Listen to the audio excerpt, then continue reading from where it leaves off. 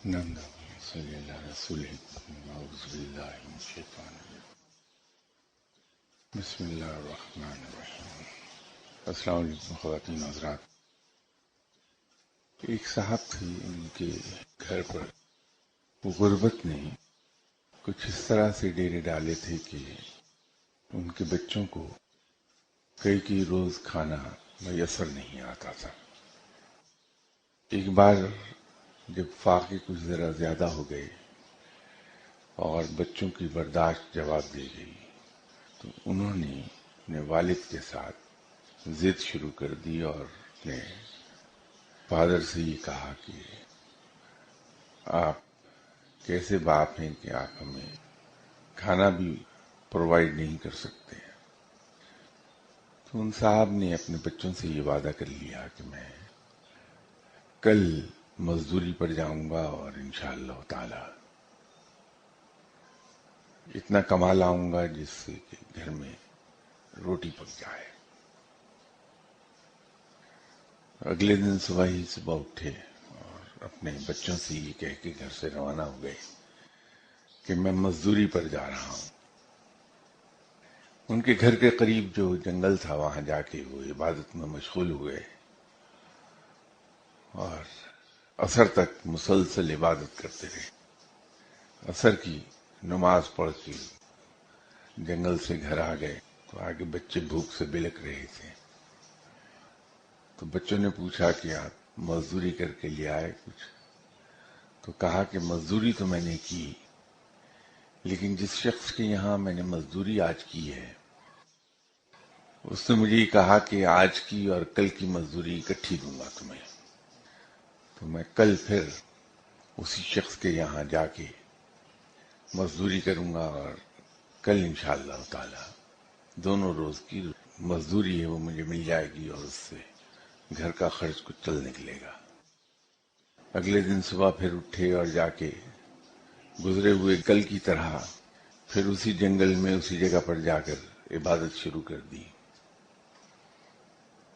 تو عصر کے وقت رب تعالیٰ نے حکم دیا اپنے فرشتے کو کہ اس شخص کے گھر پر چلے جاؤ اور یہ 2 کلو آٹا اور اس کے ساتھ یہ دوسری چیزیں اور 2000 اشرفیاں جنت سے لے جاؤ اور جا کے اس شخص کے گھر پر اس کے بچوں کو دے دو۔ تو اس فرشتے نے اللہ تعالیٰ کی حکم کی تعمیل کی اور وہ تمام سامان اور 2000 اشرفیاں جو رب تعالیٰ نے حکم دیا تھا دینے کی وہ اس کے بچوں کے حوالے کر دی اور کہا کہ تمہارے والد کو تھوڑی مزدوری میں دیر ہو گئی ہے، تو تمہارے والد نے یہ اپنے گزرے ہوئے کل کی اور آج کی مزدوری تمہیں بھیج دی ہے کہ گھر میں کھانا پک جائے۔ یہ صاحب اپنی عبادت میں مصروف تھے اور عصر کے بعد جب پھر گھر آئے، گھر آ کے دیکھا کہ گھر میں رونق ہے، خوشی ہے بچوں کے چہرے پر اور چولہا گرم ہے۔ تو پوچھا کہ کیا ماجرا ہے؟ تو بچوں نے کہا کہ آپ ہی نے تو ایک آدمی کو بھیجا تھا یہ سب کچھ دے کے۔ یہ تمام قصہ جب حضرت بابا فرید گنج شکر رحمۃ اللہ علیہ صاحب نے اپنے مریدوں کے سامنے بیان کیا تو اس کے بعد وہ کچھ دیر توقف فرما کے لوگوں کو مخاطب کیا اور فرمایا کہ وہ لوگ جو رزق کے پیچھے بھاگتے ہیں، دنیا کے پیچھے بھاگتے ہیں، مال دنیا ہمیشہ ان سے گریزاں رہتا ہے، ان سے بہت دور بھاگتا ہے مال دنیا۔ اور وہ لوگ جو اللہ سے لو لگا لیتے ہیں اور مال دنیا سے منہ موڑ لیتے ہیں، تو مال دنیا بسط شوق اس انسان کے پیچھے پیچھے گھومتی ہے۔ اور یہ بات درست ہے، یہ ہوتے دیکھا ہے ہم نے۔ فرق صرف اتنا ہے کہ انسان چونکہ بے صبرا ہے، قرآن کا فیصلہ ہے، یہ رب نے فرمایا ہم اس حد تک صبر کر نہیں پاتے کہ جہاں یہ پوائنٹ آ جائے کہ ہم اس بات کو کوالیفائی کر لیں کہ واقعی ہی سچے دل سے ہم رب کے ہو گئے ہیں. یہ جو پوائنٹ ہے کہ جہاں یہ مستند ہو جائے کہ انسان نہ تو ریاکاری میں ہے نہ دکھاوے میں ہے، بلکہ محض اور محض رب کی خوشنودی کے لیے رب کو اپنا رب مان کر اس سے لو لگائے ہوئے ہے. جب یہ چیز مستند ہو جاتی ہے اور انسان اس راہ میں آنے والے ان تمام ٹیسٹ اور امتحانوں سے، آزمائشوں سے گزر جاتا ہے، تو پھر رب تو ملتا ہی ملتا ہے، لیکن یہ دنیا اس کے پیچھے گھومتی ہے. یہ اور بات ہے کہ اس وقت تک اس انسان کا یہ عالم ہو چکا ہوتا ہے کہ جناب حسن رحمت اللہ علیہ میوے سفر رہے بہت، نتیجہ یہ ہوا کہ ان کی مونچھیں بھی بہت بڑھ گئیں. تو ایک شہر سے گزر ہوا تو وہاں ایک نائی نے ان کی بڑھی ہوئی مونچھیں دیکھ کر کہا کہ حضرت آپ اگر 1 منٹ کے لیے میرے پاس رکیں تو میں آپ کی مونچھیں تراش دوں تاکہ شریعت کے حد میں آ جائے. تو فرمایا کہ میری جیب میں تو پھوٹی کوڑی بھی نہیں کہ میں تمہیں دے سکوں مزدوری میں. تو اس نے کہا کہ کوئی بات نہیں، جب کبھی آپ کے پاس پیسے ہوں تو آپ مجھے ادا کر دیجیے گا. ایک لمحے کو سوچا اور نائی کے سامنے بیٹھ گئے. نائی نے ان کی مونچھوں پر مشین پھیر کے انہیں تراش دیا. جب اٹھے تو فقیر لوگ قرض سے بڑی دور بھاگتے ہیں، تو پریشان تھے اور اس پریشانی میں منہ اوپر کو اٹھا کے کہا کہ میں کیا کروں، مزدوری کہاں سے دوں. تو جس درخت کے نیچے وہ نائی بیٹھا تھا، اچانک وہ درخت زور کا ہلا اور اس پر سے سونے کے دیناروں کی بارش ہوئی. تو جناب حسن نے نائی سے بڑی لاپرواہی سے مخاطب ہو کر کہا کہ ان دیناروں میں سے جتنے لے سکتے ہو، جتنی ہمت ہے اتنی چن لو، اور کہہ کے دیناروں کی طرف دیکھے بغیر وہاں سے چل دیے. تو جب تک انسان اس آزمائش میں سے گزر کے مستند ہوتا ہے، اس کی محبت مستند ہوتی ہے رب تعالیٰ کے لیے، تو الحمدللہ وہ غنا کے اس مقام پر جا پہنچتا ہے کہ سونے کی اشرفیاں بھی اس کو بھاتی نہیں ہیں. سونے کی اشرفیوں کی قیمت اس شخص کے لیے کنکر سے زیادہ نہیں رہتی.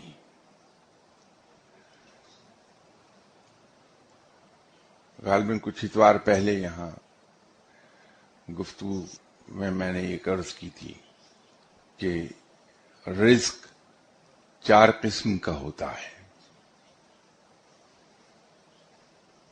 ایک رزق مقسوم، دوسرا رزق مذموم، تیسرا رزق مملوک،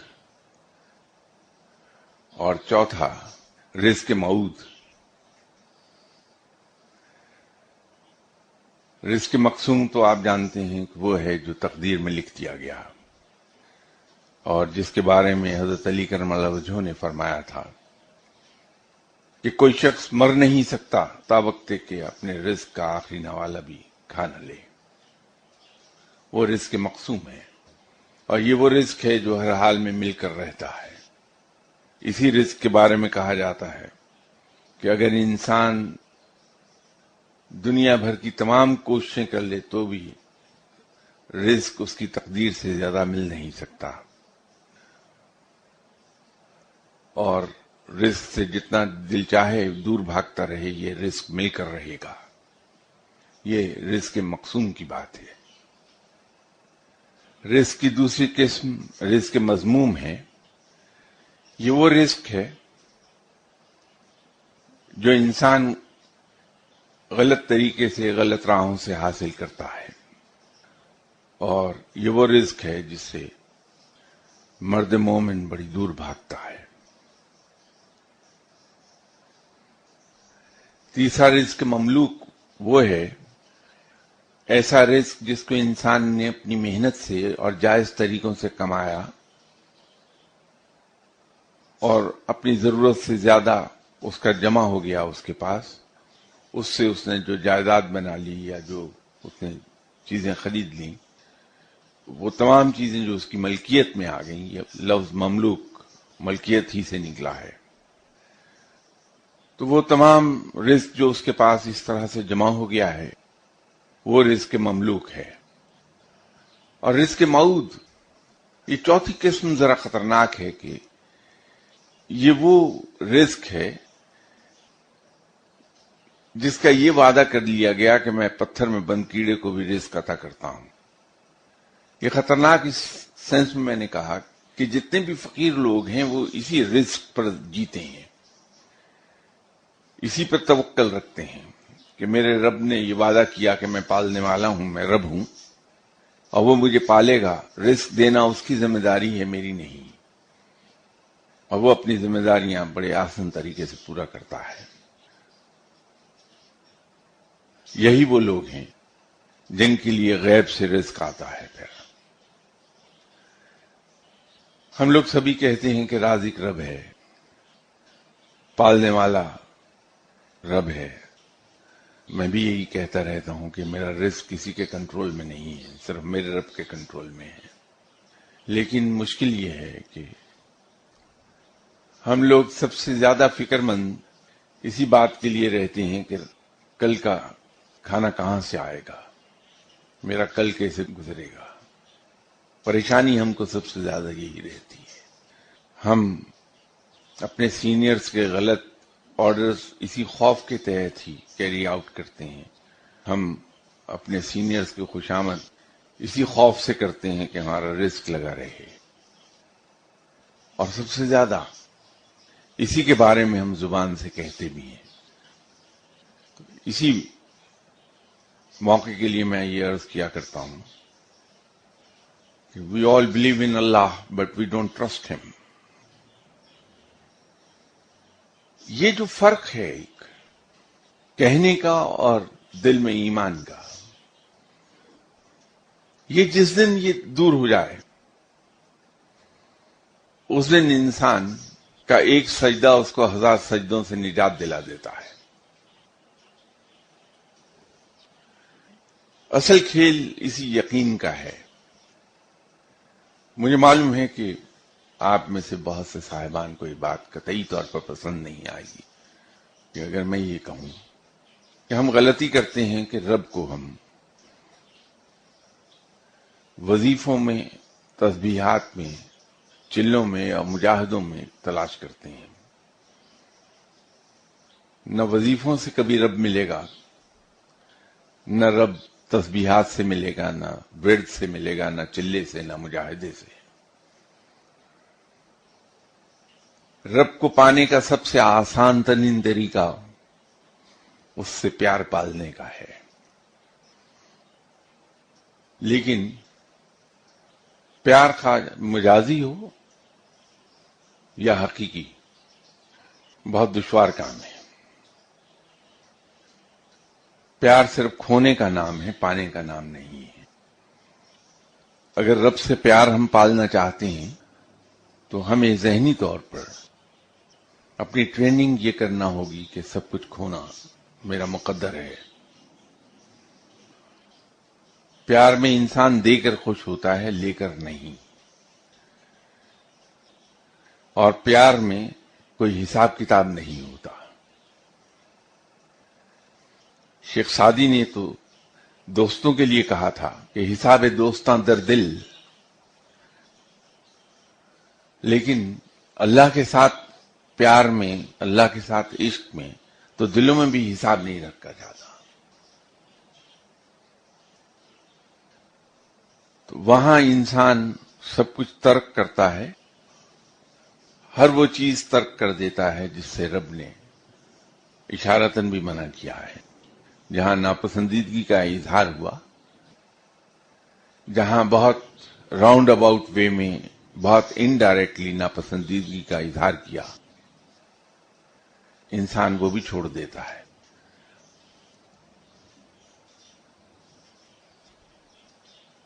ایسے لوگوں سے میری ملاقات ہوئی زندگی میں،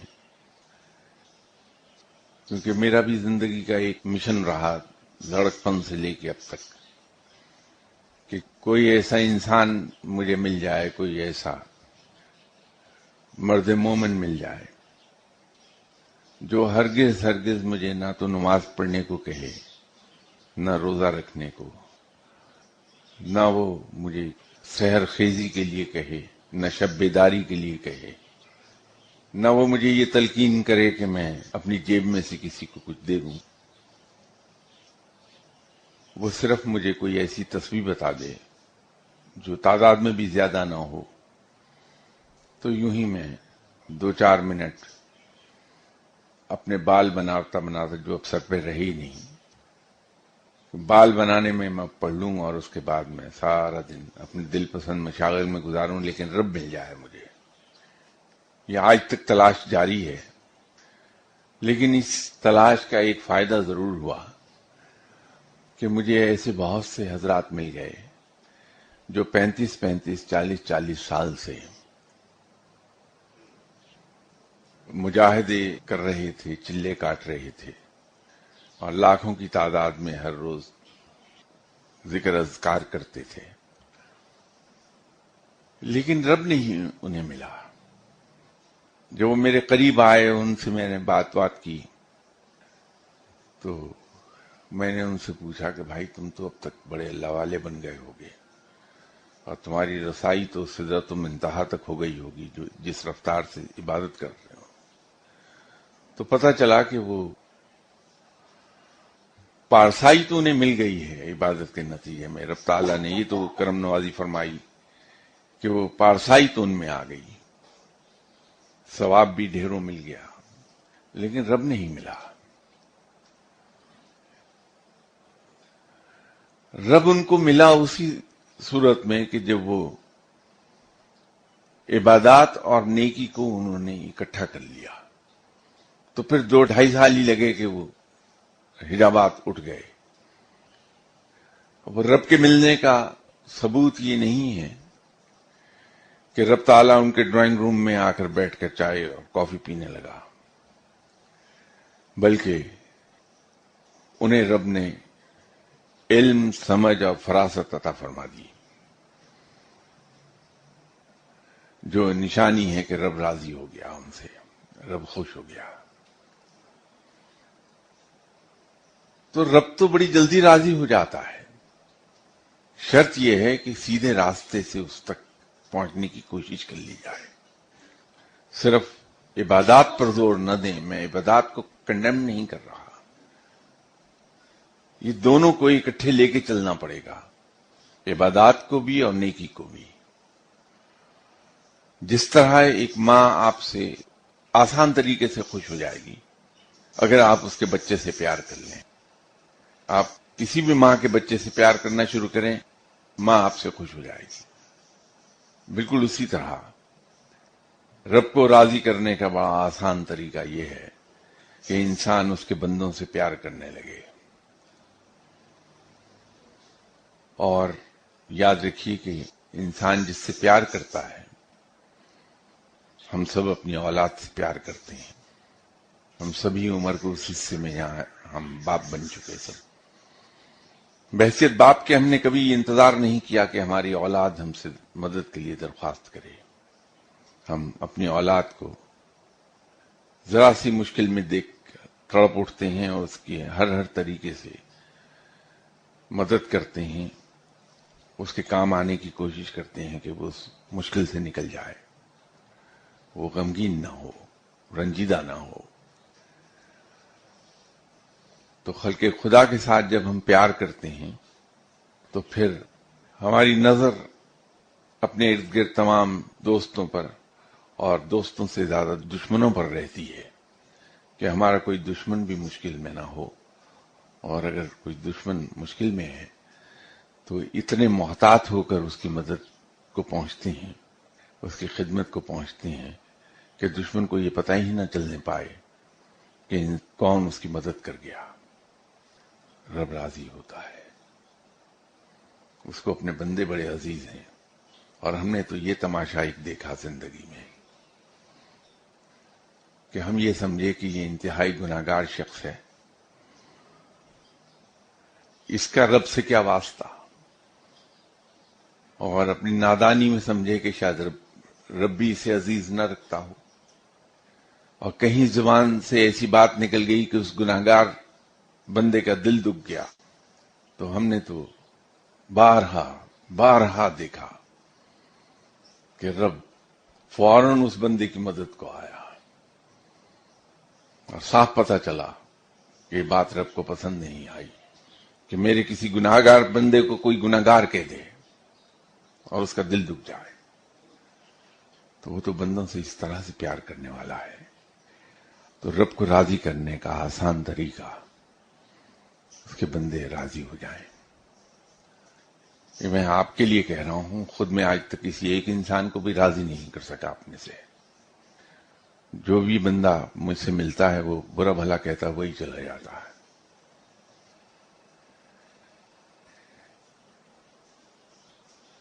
اس میں اعظم اگر کہیں سے آپ کو پتہ چل بھی جائے، جس کے امکانات تقریباً زیرو ہیں، تب بھی میں ایک چیز سے وارن کر دوں آپ کو کہ اولیاء کرام جب ایک خاص مقام پر پہنچتے ہیں تو ان کے علم میں ہوتے ہیں یہ اسم اعظم۔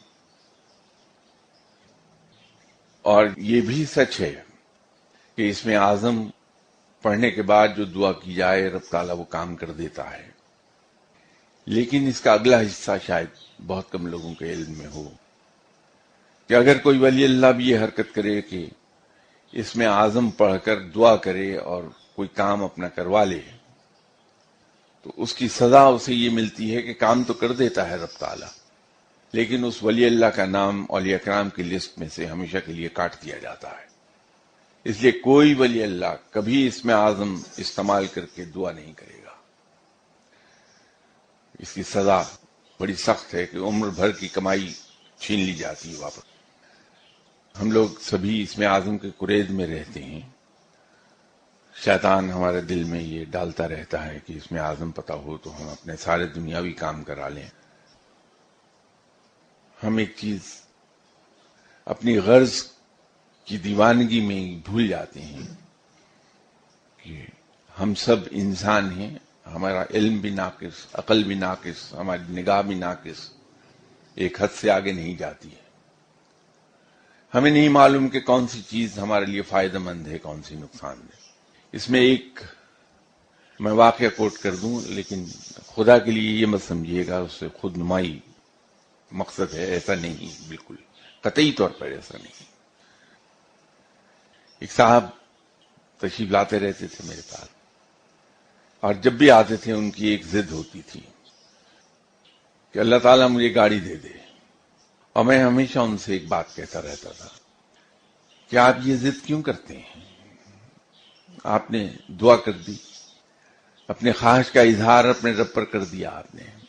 وہ اتنا رحیم و کریم ہے کہ اپنے بندوں کی تمام خواہشات کو پورا کر دیتا ہے، بشرطے اس کے مفاد میں ہوں۔ تو اگر اتنے سال بیت گئے آپ کو ایک ہی دعا کرتے ہوئے اور مختلف لوگوں سے دعا کراتے ہوئے، اگر آپ کو کار نہیں مل پائی ہے تو آپ یہ سمجھ لیجئے کہ یہ آپ کے مفاد میں نہیں ہے، اور یہ دعا بند کر دیجئے۔ تو اللہ سے یوں کہنا شروع کر دیجئے کہ یا اللہ تو جو میرے لیے بہترین تصور کرتا ہے وہ مجھے عطا فرما دے۔ لیکن شاید گاڑی حاصل کرنے کی خواہش بہت شدید تھی، بہت پرانی بات ہے، غالباً 85-86 کا قصہ ہے۔ یہاں تھوڑے فاصلے پر ایک سڑک ہے سمن آباد میں، بستانی روڈ، وہاں ان کی رہائش تھی۔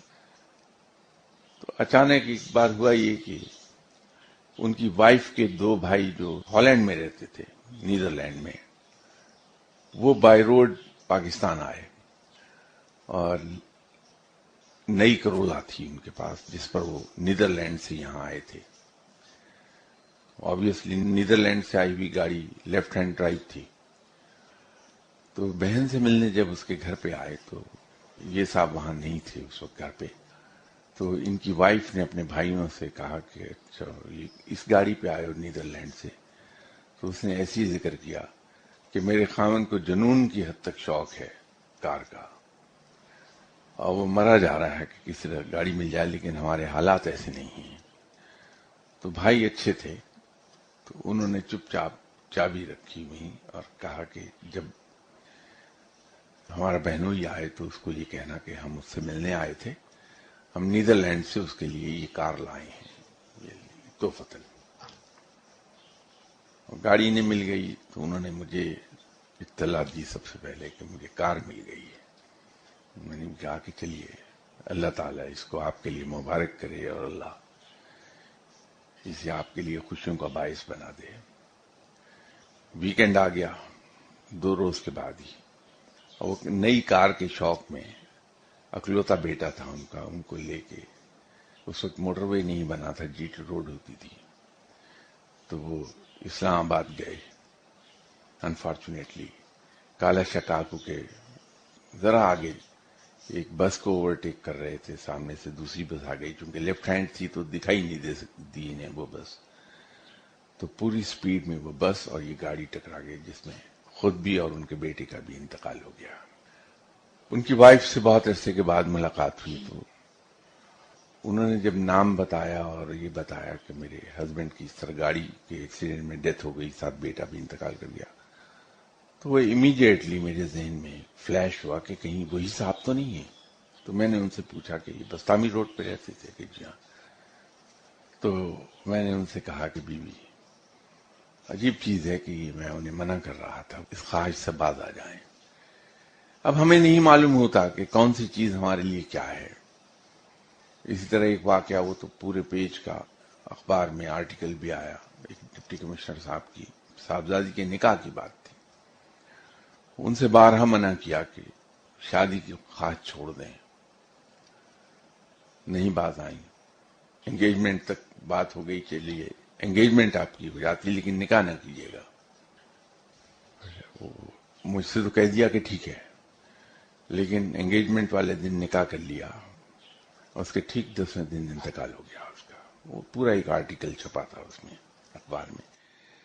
تو اس میں عزم ہم استعمال کریں ایسی خواہشات کے لیے، ہمیں نہیں معلوم اس میں ہمارے لیے کیا چھپا ہے.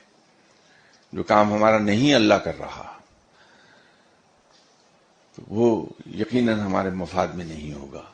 لیکن اگر ہم اس کام کے لیے اس میں عزم کو استعمال کریں اور وہ کام ہو جائے، اس کے بعد اس کے نتائج فیوریبل نہ نکلیں تو کیا ہوگا. تو یہ اس میں عزم کی کرید چھوڑ دیجئے، میرا خیال ہے.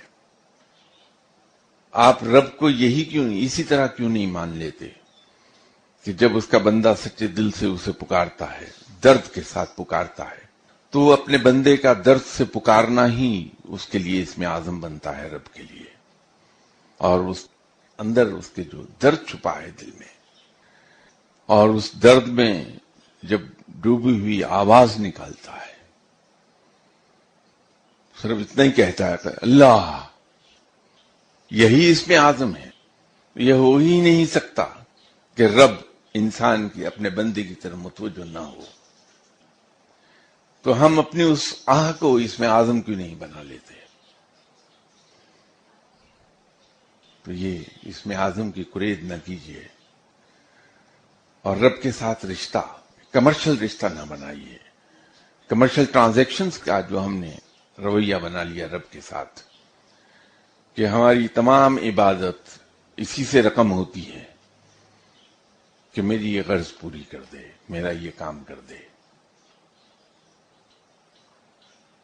آپ اگر کسی مزار پہ جا کے بیٹھ جائیں، ہاں لوگوں کا بہت رش ہوتا ہے، اور بڑے غور سے لوگوں کو دعا کرتے سنیے تو بڑی عجیب چیز ایک سامنے آئے گی کہ شاید 4-6 مہینے ڈیلی وہاں بیٹھ کے جو ہزاروں کی تعداد میں لوگ روز آتے ہیں، 4-6 مہینے کے بعد شاید کہیں ایک انسان مل جائے جو رب کے حضور رو رہا ہو یہ کہتے ہوئے کہ یا اللہ، میں نے ساری عمر سرکشی کی ہے تیری، میں ساری عمر تیرے احکامات سے دور بھاگتا رہا ہوں، لیکن تو بھی کیا رحیم و کریم ہے کہ تو نے ہمیشہ میری ان تمام حرکتوں سے صرف نظر کیا ہے۔ میں تیرے سامنے آتا ہوا شرماتا بھی ہوں اور ڈرتا بھی ہوں، کیا منہ لے کر تیرے سامنے آؤں گا میں؟ تو بڑا شرم و حیا والا ہے، لوگوں کے پردے رکھتا ہے، اپنی اس شرم و حیا کے صدقے، اپنے ستار ہونے کے صدقے، پردہ پوشی کے صدقے تو میرے گناہ معاف فرما دے، میری تمام سرکشی اور میری تمام سیاہکاریاں معاف فرما دے۔ یہ کہتا ہوا شاید ہی کوئی سنائی دے۔ رب تعالیٰ کے ساتھ اگر ہم اپنے تعلق کو ان کمرشل ٹرانزیکشن سے دور کر لیں اور اس کے ساتھ پیورلی ایک تعلق قائم کر لیں، وہ ہے آقا اور غلام کا، رب کے اور بندے کا۔ یہ سب چیزیں جو ہم، یا کم سے کم میں جو اس سے ہر وقت فرمائش کرتا رہتا ہوں۔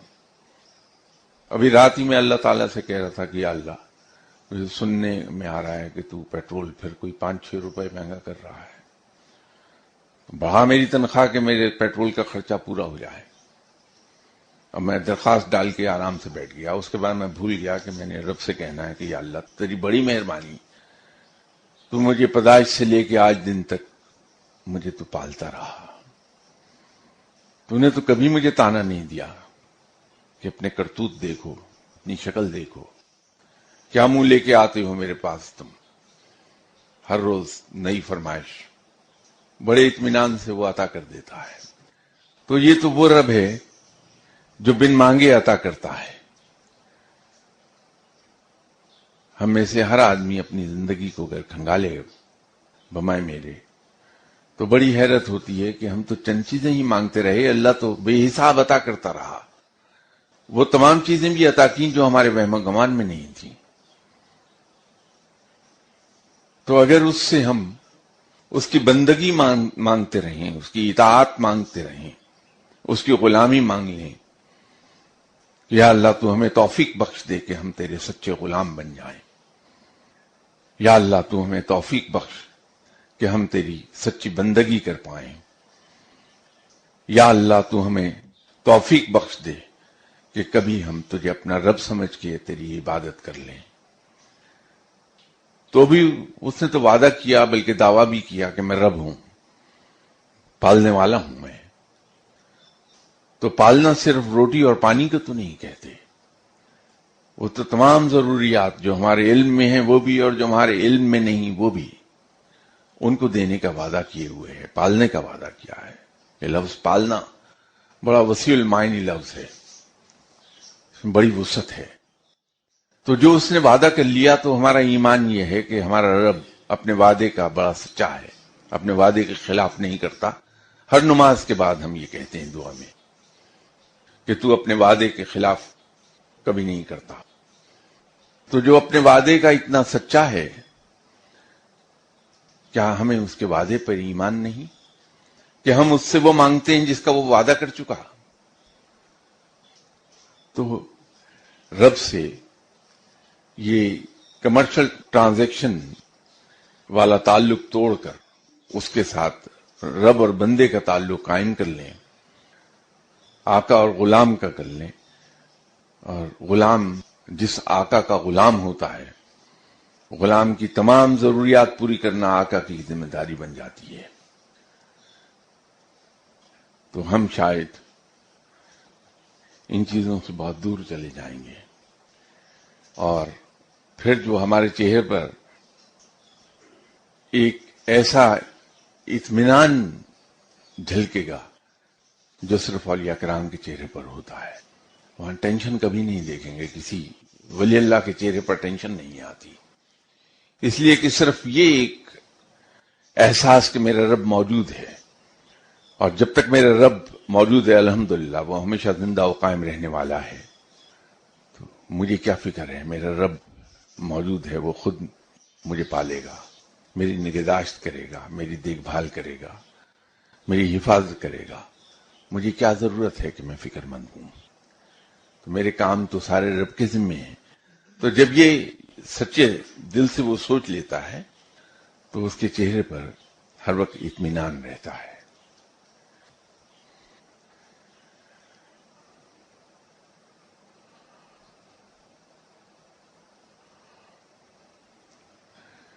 یہ ایک صاحب نے مایوسی کے بارے میں فرمایا کہ مایوسی کفر ہے یا گناہ؟ تو بعض اوقات انسان کی نہ پوری ہونے والی خواہشات، دعائیں، حاجات انسان کو مایوس کر دیتی ہیں۔ مایوسی ایک سوچ یا کیفیت کا نام ہے، اور انسان مایوسی سے کس طرح نکل سکتا ہے، میں ابھی اسی کی بات کر رہا تھا۔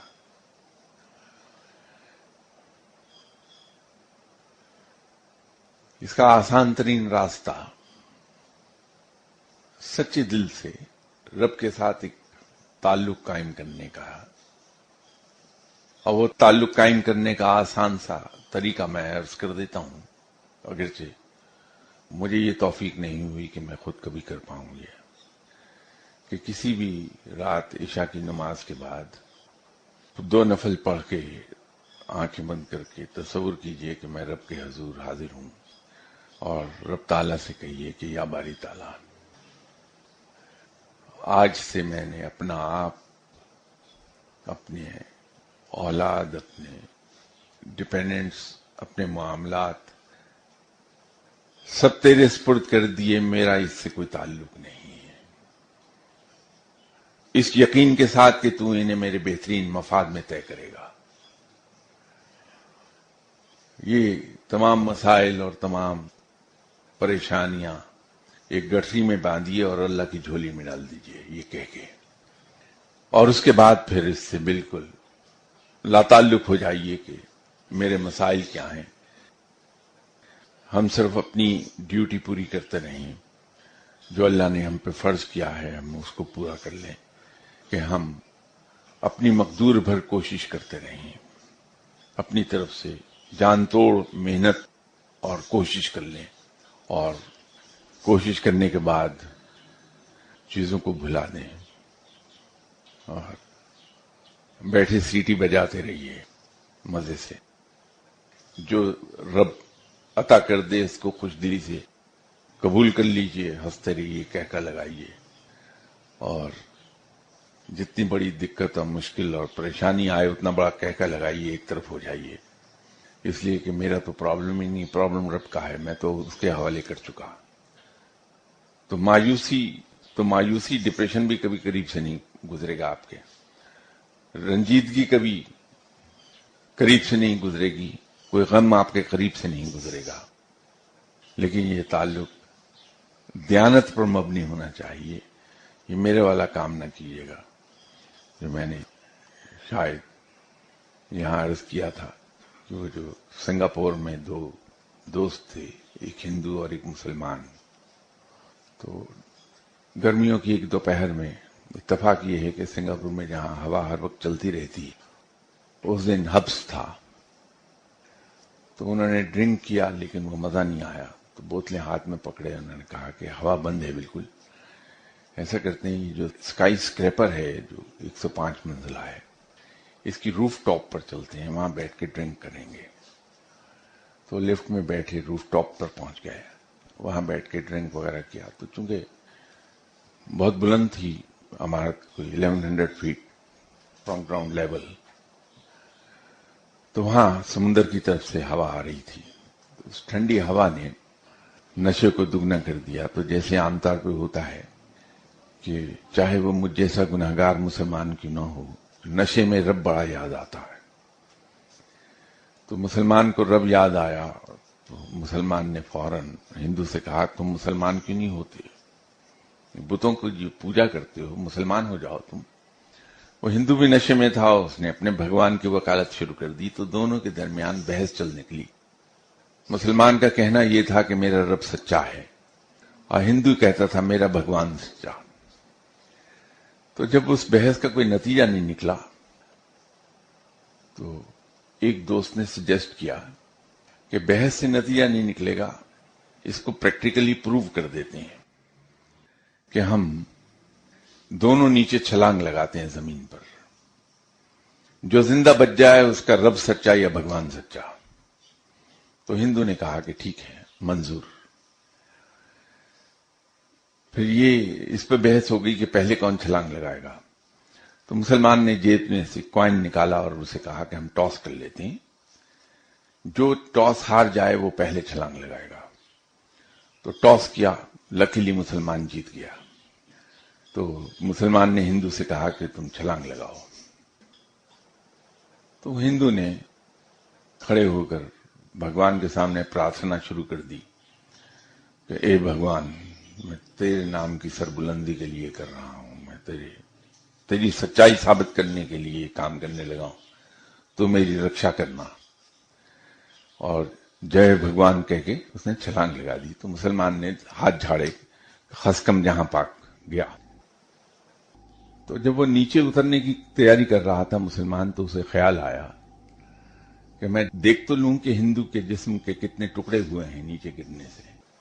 تو جب اس نے نیچے جھانکا تو بڑا حیران ہوا کہ ہندو کپڑے جھاڑ کے کھڑا ہو رہا تھا، اور ہندو نے اوپر دیکھا کہ مسلمان جھانک رہا تو اس کو کہتا اب چھلانگ لگاؤ نیچے. تو مسلمان ہاتھ اٹھا کے کھڑا ہو گیا اللہ کے حضور کہ یا اللہ یہ کیا ہو گیا، میں تو سمجھا تھا یہ مر گیا، اب میں پھنس گیا ہوں. میں تو تیری ہی بڑائی بیان کی تھی، اب میرے بیوی بچے سب تیرے حوالے، تو میرا خیال رکھنا، میری حفاظت کر لینا، مجھے بچا لینا، کہ میں مر گیا تو لوگ تجھے کیا سمجھیں گے. تو یہ سب دعائیں کرنے کے بعد چھلانگ لگانے سے پہلے ذرا ایک طرف کو ہاتھ باندھ کے کہتا کہ اے بھگوان تو بھی میرا خیال رکھیو. تو یہ رب کے ساتھ اگر تعلق ہم جوڑیں تو پھر وہ اس مسلمان والا تعلق نہ ہو کہ ادھر اپنے ذمے بھی لیا ہوا ہے کام اور رب کے ذمے بھی لگا دیا.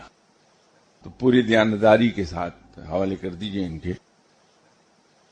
میں پہلے ہی آپ کے 5 منٹ زیادہ لے چکا، بشرط زندگی انشاءاللہ اگلی اتوار ملاقات آپ سے ہوتی ہے. السلام علیکم.